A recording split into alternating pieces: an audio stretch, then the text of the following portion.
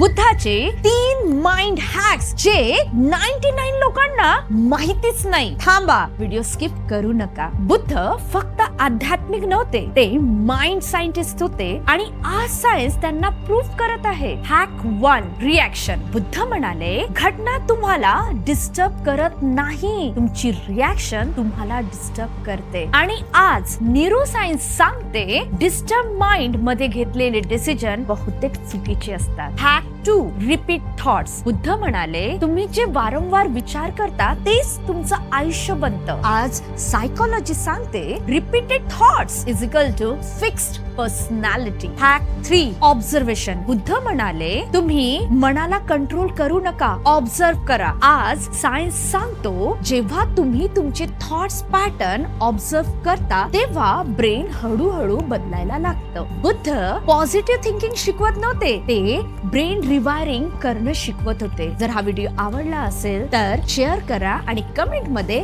नमो बुद्धाय लिहायला विसरू नका.